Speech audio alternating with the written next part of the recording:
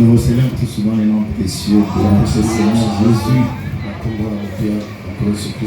Amen. Le Seigneur merveilleux, il nous a fait grâce ce matin de nous retrouver encore en ces lieux. Que son nom soit élevé. Nous vous saluons encore une fois de plus au nom de Jésus. Amen. Est-ce qu'on est dans la joie? Je vois des nouvelles figures au milieu de nous. Pas nécessairement de nouvelles figures, mais celles-là qui nous ont quittés il y a beaucoup de jours.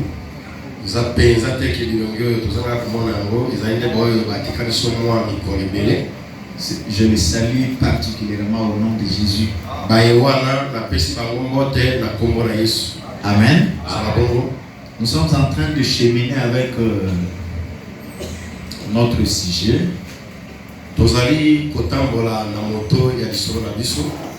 Marcher avec Dieu. Donc, marcher avec Dieu, c'est une bonne chose. Nous avons suffisamment avancé. Je crois qu'on ne saura pas faire marche arrière. Donc ceux qui nous ont trouvés à mi-chemin vont certainement s'efforcer pour s'adapter. Amen. Nous parlions déjà dans la semaine autour de l'enlèvement. Aujourd'hui nous continuons de cette manière. Nous allons ouvrir aussi des parenthèses pour toucher autre chose.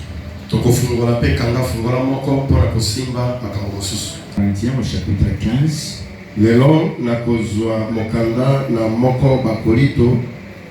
J'ai lu le verset 51 jusqu'au verset 52.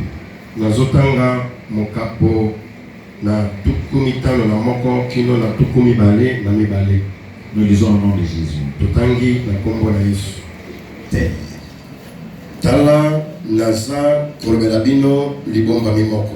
Nous ne nous endormirons pas tous,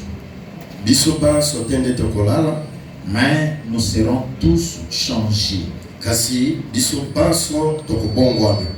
En un instant, en un clin d'œil, à la dernière trompette, car la trompette sonnera et les morts seront ressuscités incorruptibles et changés. Mettez-vous. Si on peut fermer les autres sorties des micros. Pour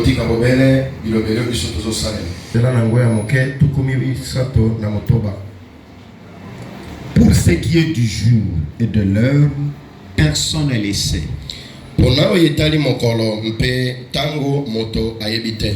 Ni les anges dans les cieux, ni les fils, mais le Père seul.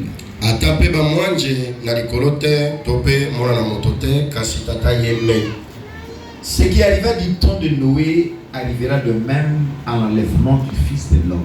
Car dans le jour qui précédèrent le déluge, les hommes mangeaient et buvaient, se mariaient et mariaient leurs enfants jusqu'au jour où Noé entra dans l'arche. Zambi na mokolo yo molandaki pela monene bato bazalaki kolia bato bazalaki komela bazalaki kobala pe kobalisa bana na bango kino mokolo oyo Noa aingeraki na kati na masuwa bango bazalaki kobeta tembenelo kote kino ete pela monene yaki pe kumbaki bango baso et l'autre laissé.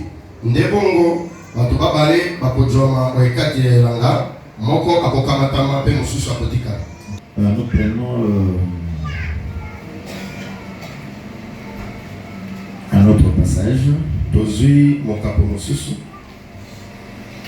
Je vais toucher un homme dans la Bible. Il s'agit de Jacob. ezali na motokombo Yakobo. Jacob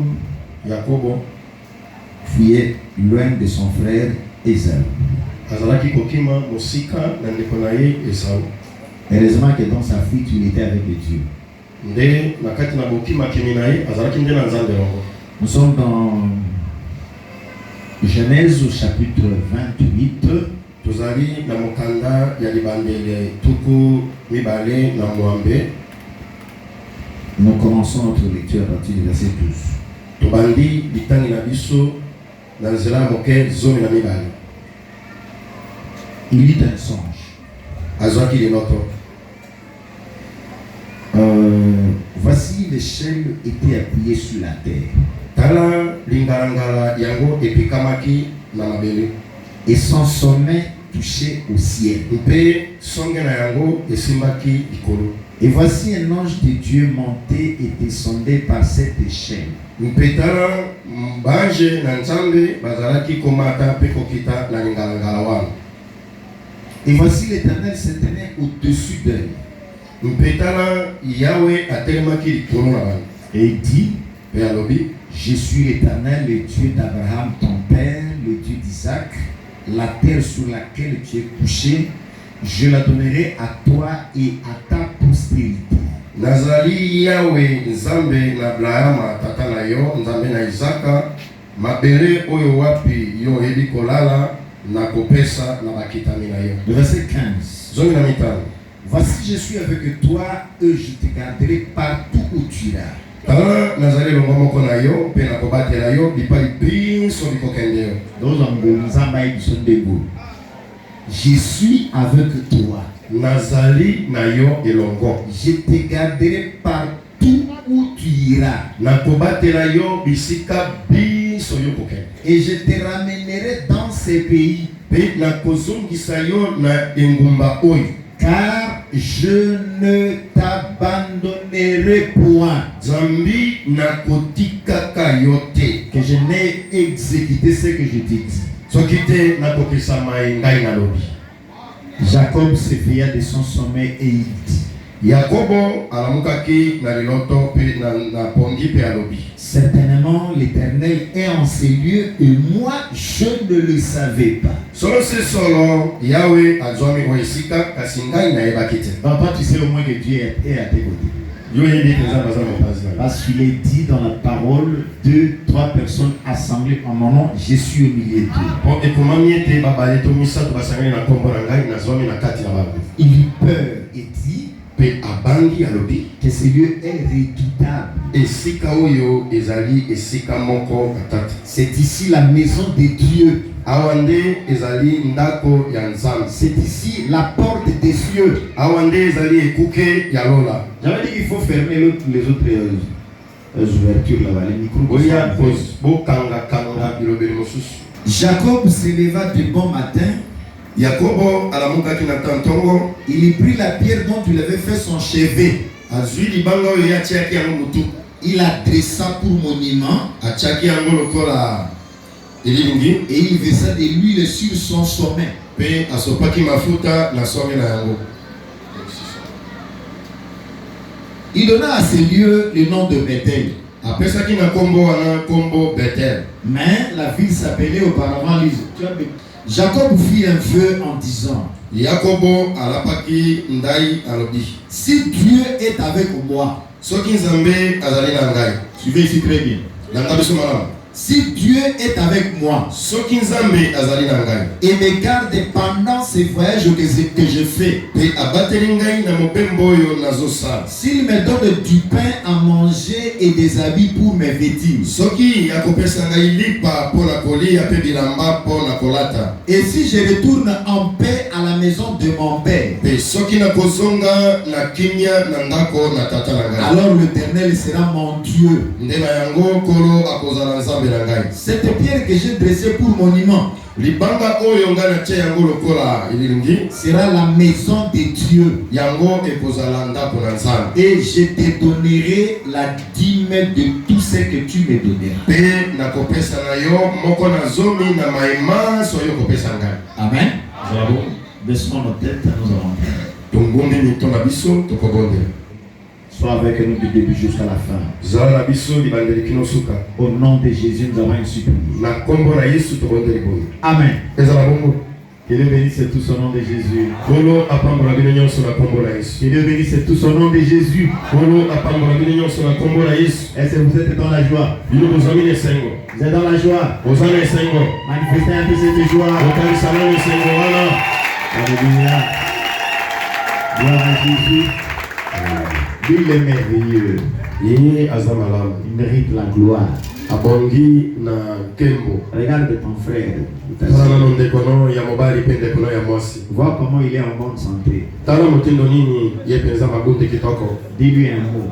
Lobela ile lubamo. Un mot qui vous vient à cœur. Lubamo ko ezuta penza na ntima ya motema na yo. Amen. Amen. C'est une joie de se retrouver ensemble. Ezali sengo ya bubu kote sikamo. Parce que la Bible dit il est doux et agréable aux frères d'être ensemble. Zambi Bible lobete ezali kitoko soki bandeko bakozwa mesika moko. C'est comme la rosée de l'Hermon Ezali lokola mamwe na Hermon qui descend, wezo kita qui passe par la barbe wezo likananzela na mandef jusqu'au bord du vêtement du souverain sacrificateur. kino na suka ya bilamba ya nganga Il mokonzi. dit, c'est là que l'Éternel envoie la bénédiction, Alobi te wana nde kolo azosopa mapamboli la vie pour l'éternité. bomoi mpona seko na seko. C'est-à-dire, quand on est ensemble comme ça, c'est une joie. kolobaki te soki tozwami na boye eza esengo. Et voilà, je vous exhorte toujours, yango nalendisaka bino ntango nyonso. lorsque une occasion nous est offerte ntango oyo libaku moko epesameli biso pour que nous puissions bénéficier d'une fraternité comme celle-ci, po ete toyebana kobikela na bomoko lokola oyo, il faut toujours y être présent. esengeli eke yozalaka wana ntango nyonso. Parce que quand les frères sont réunis ensemble, jambi ntango libota basangani esika c'est-à-dire, moko c'est là que l'Éternel envoie la bénédiction. wana nde bible elobi ete kolo azosopa mapamboli Parce que deux valent mieux plus que un. po ete babale baleki malamu koleka moko. Amen. Ne soyez pas absents lorsque nous sommes ici. kozangaka te soki biso tozwami Alors, awa. vous qui êtes présents, je vous bénis encore plus au nom de Jésus. bino bayo bozali awa na pamboli bino lisusu makasi na kombo na yesu. Je vois mon frère Marius que Dieu a protégé dans le chemin qu'il a fait. namoni ndeko marius nzambe abateli ye na nzela oyo asalaki. Il est au milieu de nous. aza na biso elongo. Je te salue au nom de Jésus. napesi yo mbote na kombo na yesu. Amen. Amen. Je te salue au nom de Jésus. napesi yo mbote na kombo na yesu. Amen. Amen. Nous sommes en train de parler sur la marche. tozokoba kolobela netali etamboli Marcher avec Dieu. kotambola na nzambe. Donc si tu marches seul, tu ne parviendras pas. soki okotambola yo moko okokoma te. Imagine-toi d'abord que manyola yo moko ete le ciel est séparé de la terre. lola yango ekabwani na mabele. Le ciel est trop loin. lola eza mosika makasi. Trop loin. mosika Avec ta force, na makasi na yo avec tes capacités, na nzunzu oyo oza na yango tu n'y parviendras jamais. yo okokokaka te. Parce que nous avons une destination, po tozali na suka moko le ciel. lola. Alors pour aller au ciel, nde mpona kokende na lola il faut que celui qui connaît le chemin du ciel puisse te tenir par la main. esengeli na oyo ayebi nzela na lola asimba yo loboko. Amen. solo Personne ne peut aller au ciel par sa propre force, moto te akoki kobutana likolo na makasi na ye moko par ses propres capacités. na mwa makoki na ye C'est moko. pourquoi Jésus a dit, na ntina nango yesu alobaki nul ne peut aller au Père autrement que par moi. moto te akoki kokende epai na tata soki te bolele na C'est nzela. pour aller au Père. olobaki te mpona kokende epai na On tata ne se fabrique pas les voies. okoki komisalela kondima Il y a te. une seule voie. eza kaka na nzela moko. Et c'est Jésus qui dit, mpe yesu azoloba je suis le chemin, nazali nzela, je suis la vérité, nazali nsembo, je suis la vie. mpe naza bomoi. Nul ne peut aller au Père autrement que par moi. moto te akoki kokende na nzela na tata apusi ya ngai. Moi, vous êtes heureux yango wana boza na esengo parce que vous avez cru en Jésus. mpe toni kondimeli yesu. Celui qui ne croit pas en Jésus, oyo akondimela yesu te ça je vous l'affirme déjà, wana nazobeta sete Il est perdu. Non, la voie du ciel lui est fermée. Il va demeurer dans cette parole. Et tout le temps que vous serez ici, nous ne vous prêcherons que le nom de Jésus. Ici, on nous dit que c'est lui le chef et le consommateur de notre foi. Si toi si je vis, c'est grâce à Jésus. Si je meurs, je dois mourir en Jésus. Et quand je serai ressuscité, c'est en Christ que je reviendrai à la vie. Que Dieu bénisse tout son nom. Dieu était avec lui. Dieu était avec Israël dans la colonne de nuée. Le jour pour le quitter. Ça va prendre toujours Jésus comme votre chemin. Et la nuit, la Bible dit que cette colonne s'est transformée en colonne de feu. Laisse éclairer. Celui qui peut éclairer nos voies. Jésus, c'est le Saint-Esprit. Allumez-moi cette histoire, c'est comme s'il fait chaud aujourd'hui. Amen. Lorsque Israël était avec Dieu, c'était le succès, c'était la victoire. Donc il y avait tout avec eux. Mais quand Israël donnait le dos au Seigneur, c'était le désastre. C'était catastrophique. Et voilà, lorsque tu marches avec Dieu, Dieu bénira tes voies. Dieu bénira tout ce que tu entreprendras. Nous avons pris en exemple deux personnages. Nous avons parlé de Enoch et d'Élie. La Bible dit Enoch marcha avec Dieu. Et il ne fut plus. Pourquoi? Parce que Dieu l'avait enlevé. Ça veut dire quoi? Lorsque nous allons marcher avec Dieu, non, nous vivons dans l'espérance d'être un jour enlevés. Amen. Nous avons parlé d'Élie. Élie était le prophète de Dieu et il gardait la parole. Dieu l'a enlevé. Pourquoi? Nous avons compris que l'enlèvement d'Enoch, l'enlèvement d'Élie préfigurait que nous un jour nous serons enlevés. Jésus a dit quoi? Il dit croyez en Dieu, croyez aussi en moi. Il y a plusieurs demeures dans la maison de mon père. Si cela n'était pas, je vous l'aurais dit. Je m'en vais vous préparer une place.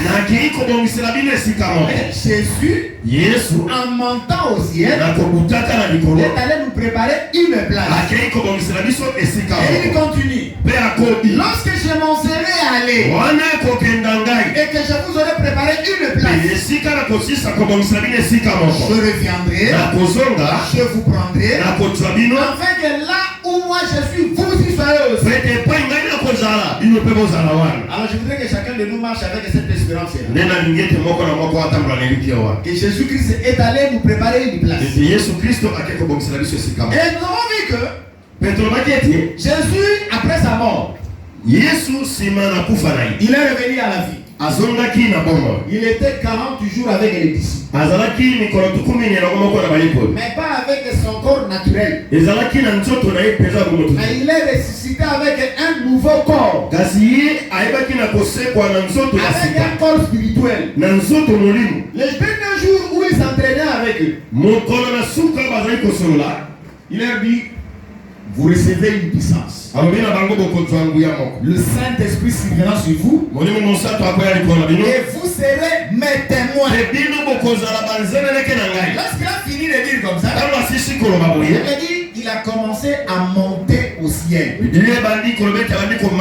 Il montait. Il nuait le dérouba. Ça veut dire que la nuée, c'est Dieu lui-même. Parce que Israël voyait la colonne de nuée dans le camp. Et cette nuée, c'était Dieu lui-même. Et une fois quand Dieu parlait, la voix de Dieu sortait de la nuée. Nous avons dit aussi que la nuée, c'est le moyen de transport que Dieu utilise. Les disciples étaient là, en train de regarder vers le ciel. Deux hommes leur apparus pour leur certifier encore. Il dit, homme Galiléen, pourquoi vous arrêtez-vous à regarder comme ça? C'est Jésus que vous avez vu Allah au ciel. Il reviendra de la même manière. Donc, cela vient nous certifier que Jésus, notre Seigneur, qui est monté au ciel, il lui reviendra encore pour nous prendre. Amen. Est-ce que chacun de nous s'est nourri de cette promesse? Et ici je vous certifie que notre place, notre demeure, ce n'est pas ici. Il n'y a aucun verset qui affirme cette vérité. Amen. Pourquoi je dis ça? La Bible est claire. Ça c'est même le bien-aimé, l'apôtre Pierre qui nous parle. Il dit la terre d'à présent. La terre d'à présent et le ciel sont réservés pour la ruine. Sont réservés pour la destruction. Mais nous entendons de nouveaux cieux et une nouvelle terre où la justice habitera. Parce que cette terre a été déjà profanée. La Bible ne dit pas que Dieu va transformer cette terre, mais il va la détruire. Mais pour nous qui sommes même l'épouse, la femme de Jésus, nous entendons Jésus revenir du ciel pour nous prendre. Parce que la femme ou l'épouse doit être à côté de son époux. Qu'il bénisse tout son nom de Jésus. Amen. Ceux qui étaient là avec nous, je dis parce que nous sommes encore dans la récapitulation. C'est Paul qui nous explique comment la chose est valable. Il y avait une inquiétude par rapport aux promesses qui sont faites dans la Bible. Les apôtres savaient que Jésus, qui est monté au ciel, il reviendra et les trouvera vivants. Amen. Parce que Jésus n'a pas précisé le jour de sa vie. Il n'a pas dit qu'en montant ici, il va faire peut-être une année ou deux. Non. Il a dit seulement, je m'en vais vous préparer. Et lorsque je finirai avec la préparation, je reviendrai pour vous prendre. Amen. Il a même dit ici que cette génération ne passera pas avant de voir toutes ces choses s'accomplir. Alors, ça devenait une inquiétude de voir que certains frères commençaient déjà à mourir. Et comment ces frères est mort comme ça sans voir le retour de Jésus. Vous comprenez ça? Ils ne savaient pas que ça va prendre 2000 ans. Même plus. Ça va, aujourd'hui, il y a même des églises qui se sont hasardées pour donner la date du retour de Jésus. Mais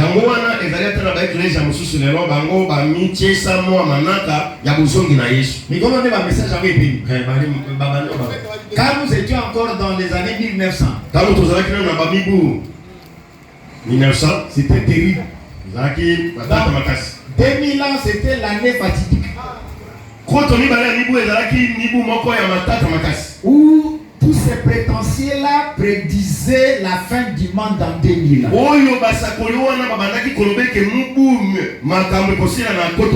Tout en ignorant que le Seigneur lui-même a dit quoi? Pour ce qui est du jour ou de l'heure, personne n'en a connaissance. Ni les anges des cieux, ni les fils de l'homme. Mais c'est un secret gardé jalousement par le Père lui-même. Amen. Ça qui va nous préoccuper, c'est quoi? Ce sont les signes. Les signes de la venue de Jésus. Nous nous arrêtons à ce niveau-là. Mais être prétentieux pour avancer une date, ça c'est commettre une erreur pénible. C'est pourquoi Paul devait exhorter les chrétiens. Vous ne soyez pas dans l'ignorance au sujet de ces idoles. Pour un chrétien, je ne sais de vous rappeler, la mort c'est un sommeil.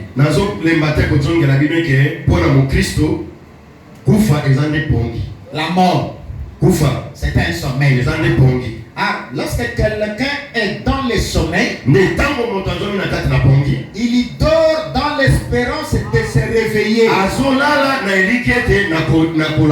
Amen. D'abord, je vous exhorte à marcher avec Jésus. À ce jour-là, lorsque la mort te surprendra, bien que nous allons regretter ta disparition, nous reconnaissons du moins une parole qui dit que Dieu n'est pas un Dieu de mort. Dieu c'est un Dieu de vivant. Même jusqu'à aujourd'hui. Donc Dieu voit Abraham comme vivant au milieu de nous.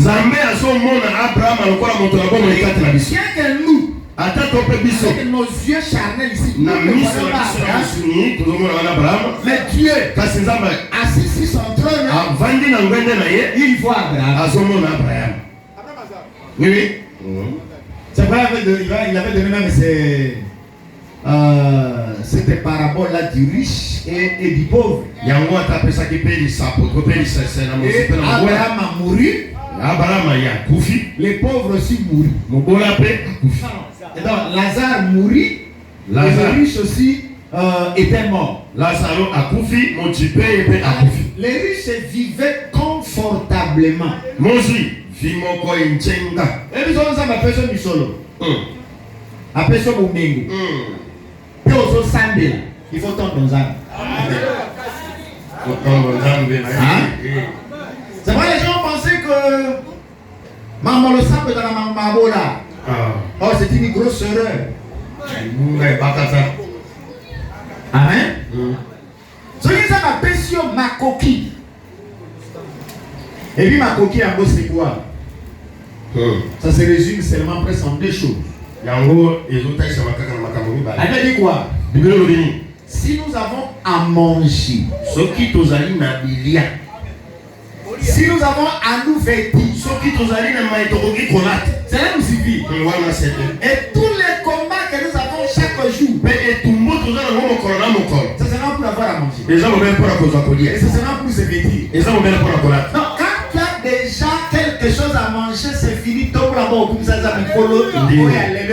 Amen. Parce que la Bible dit à chaque jour suffit sa peine.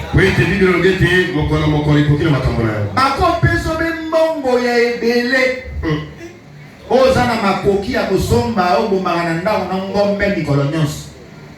Mais encore ma ngombe tali bisuni eleki ebele oyo mais ntango bali kolia aza na kapesa aleka bisuni bale obebisa tosu. Eme ngombo ebele kosuka boye. C'est là où Ecclésiaste dit tout est vanité. Yango wana mosaka Ecclésiaste dit que manso et jamais pas. Hein? Tout est vanité. On dit que nzambo pesa na mingi te. Nanga ubusa na ye. Hein? Bosu eleke boloko tika na ofungola coffre bwe. Oyanga? Ofungola garde-robe bwe. Owe belamba akolata te. Otali oyo oya movo yo awana esimba te ya noir leza matanga te surtout basi mibali kutu ntango mosusu basala bashwana eza na garde-robe mais mwasi akolata alati nyonso sili akeli liboso ya miroir amitali atali na sakotani ate oyo te aka longo aji mususu alati na jipe oyo na oyo na ferme ekokani problème ya kotia ya likolo kozala blouson ekozala nini yango mpe opesaka mingi te na koya kobosana nasanga mpe te na koya kotuka yo. Le minimum, si j'ai le minimum, ça me suffit. Parce que ceux qui n'ont rien à katika, tu vois les coquilles. Amen. Ah, ma problème est l'équipe. Ah, ma problème est l'équipe. Mais quand Dieu te donne la paix du cœur, ceux qui n'ont pas pression, qui est monté, il te donne à manger. à pression à courir. Et on est à caca, il faut on y a aux unes à Kinia. Vous rendez grâce. C'est bien merci. Parce que tu m'as donné à manger.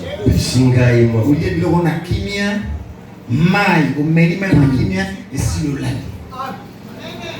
C'est une bonne chose. Amen. Et cette paix pour la voir. Paix qui n'est pas la cause. Tu vas voir Jésus. Parce que Jésus a dit, je vous donne ma paix, je vous laisse ma paix.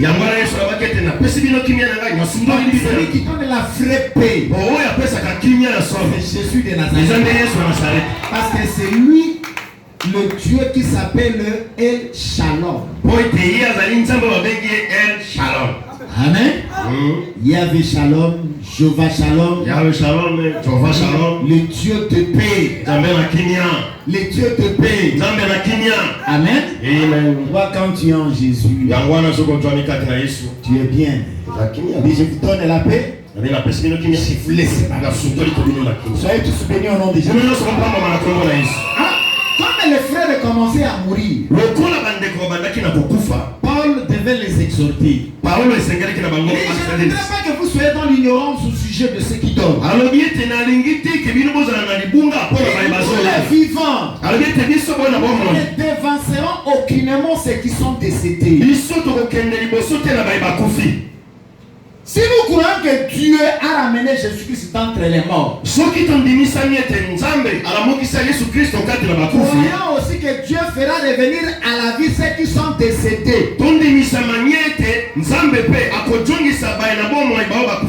Le malheur est que tu meurs sans Christ.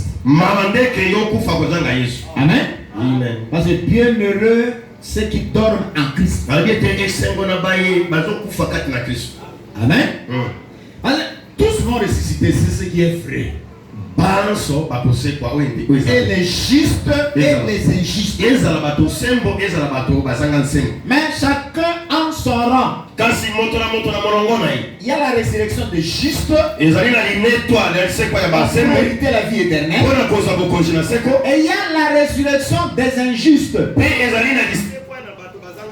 Et quand la Bible parle de la résurrection des injustes, il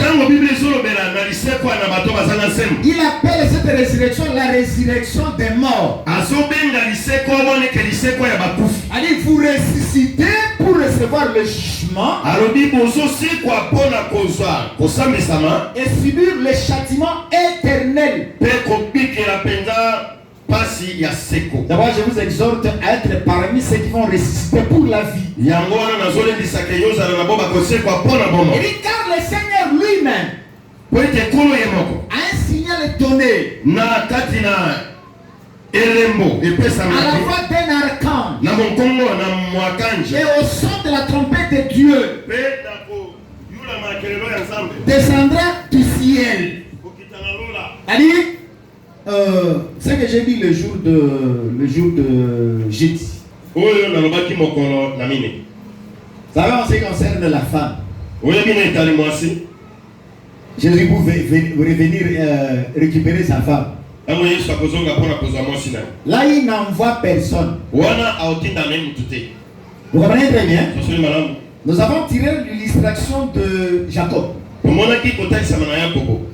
Lorsque le Saint-Esprit lui amenait sa femme Rebecca. Quand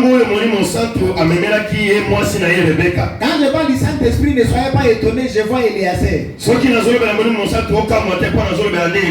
Le plus ancien parmi les serviteurs d'Abraham. C'est l'entendant, le plus ancien, qui devait prendre la femme de Jacob pour le ramener vers lui-même le bout. Alors c'est lui qui va nous emporter le jour de l'enlèvement. C'est le Saint-Esprit. Moi je vous ai toujours dit que lorsqu'on prie, il faut être titulaire de fils qu'un don spirituel. Il faut avoir la preuve que l'on est baptisé du Saint-Esprit. La chair ici sera détruite. La chair ne sert à rien. Ce qui est quelque chose, c'est l'homme intérieur. L'homme intérieur. L'homme nouveau qui se recrée lorsqu'on croit au Seigneur Jésus. Quand on amenait Rebecca, lui, Jacob quitte la maison. Non, Isaac quitte la maison de sa mère, la tente de sa mère. Il va vers le chemin où on devait amener sa femme. La rencontre s'est faite au milieu. Lui-même, le Seigneur descendra du ciel. Elle est morte en Christ ressuscité. Donc c'est une consolation pour dire que non, ceux qui meurent déjà là, ce n'est pas fini pour eux.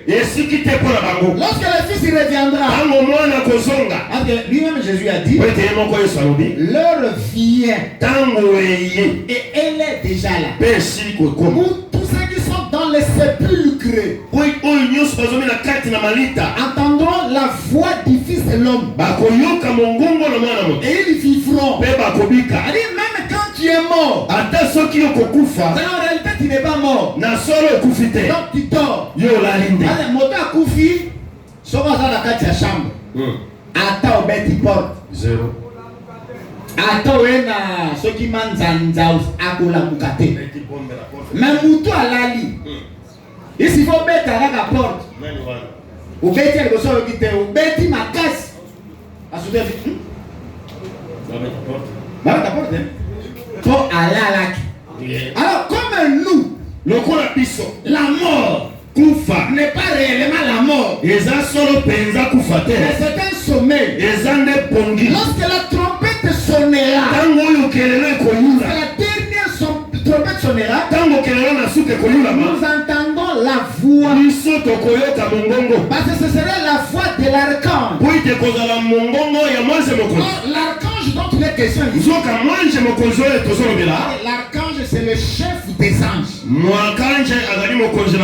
Alors le chef des anges. Donc quelque part vous verrez le livre de Daniel parle de Michel.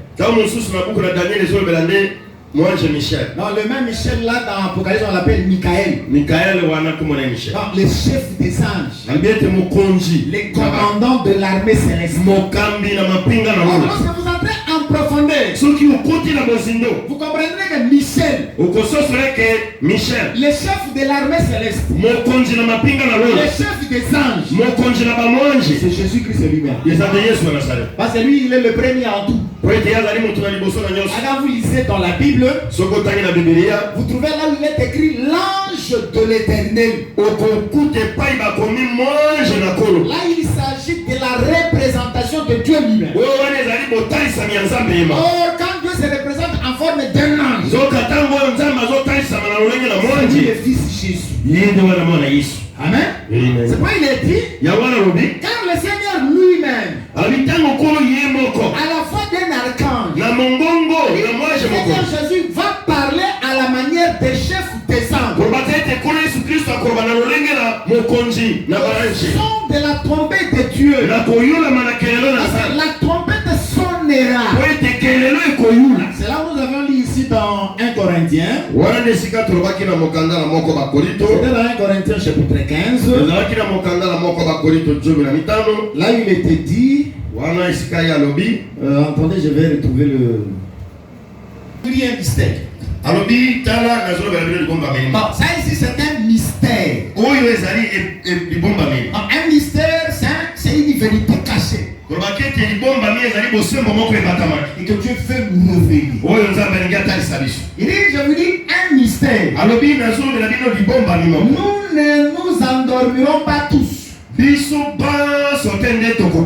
nous serons tous changés en un instant, en un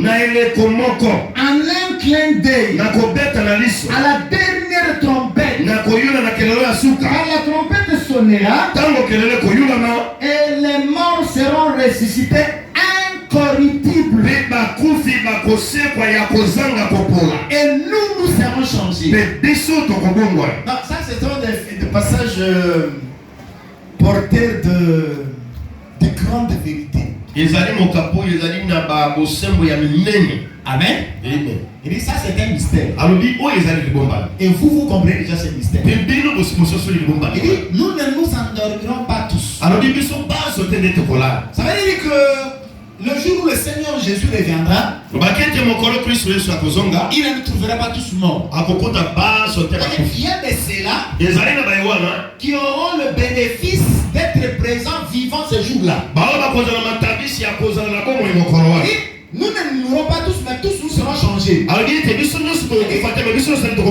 les morts vont subir un changement. Et même ceux qui seront restés vivants, et aussi vont changer. Ça veut dire quoi? Le corps mortel va revêtir l'immortalité. Le corps corruptible doit revêtir l'incorruptibilité.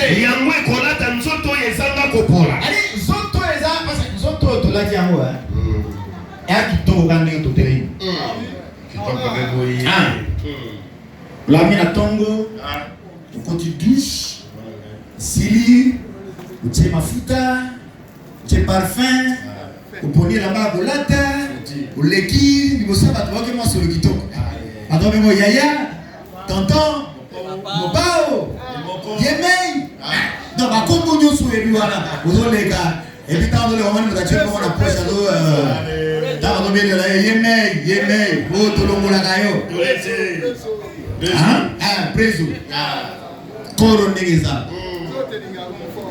Ah, il suffit seulement que mon colo souffle la porte la souffle. Hein? Maman nous tout bouffe à quoi nous? Eh, ce soir ça bon. Hein, la même nini ambulance hôpital nini soki ngalema soki bakena ngalema omoni leki ne mokabiti bakena ya ngalema te avi mo kena free city mo bali nous habite Afrique city il faut que na ende habite ende to penza il faut que ngena nina comme un peu avec un avion médicarisé bah tu sens bah tu donc na médecin va surveiller ou va surveiller ka bâtiment à quai ou va surveiller température ou azana ce que appareil musu pour maintenir parce qu'on peut maintenir ton cœur ndenge 4 mains bah tu vas pareil ils ont ça quoi ils te mettent un poids sur ba qui se évoquer Ok, kuna huu bamega ho esimite. Négatif. Hein? Pas d'évolution. Esimite. Pas d'évolution. Et puis jour ba besoin en avion. Ah, liboso za ko fana na kitu ya business we ya. Jour ba besoin. Kutu ba passager musu ba bateke za na kati. Ba voiture na C. Comme na au bloc à cargo na ba fret wana voiture na C kuna. Hein? Na C. Ata basani makasi loto pekisa pour la toto je pas formone, so ibani tout ça. Ata maman se plaît que voilà ngeto mo ko na biti la ni mbeto mo kwa ko ya te. Mama yo to lingere mingi. La no pembeni hapo. Ata nena mtu waki sama sergi. Kwa nini?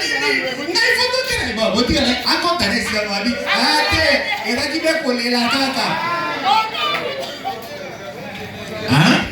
Alors ici Paul nous dit que le corps corruptible va revêtir l'incorruptibilité. Nous allons ressusciter. Nous allons ressusciter avec un corps non périssable. Nous allons ressusciter avec un corps de gloire. Le grain que tu sèmes. Donc quand tu enfouis la sémence sous terre, la sémence doit d'abord mourir. Dieu va donner au grain la forme qu'il lui veut. C'est pourquoi mais on sait qu'on a nous autres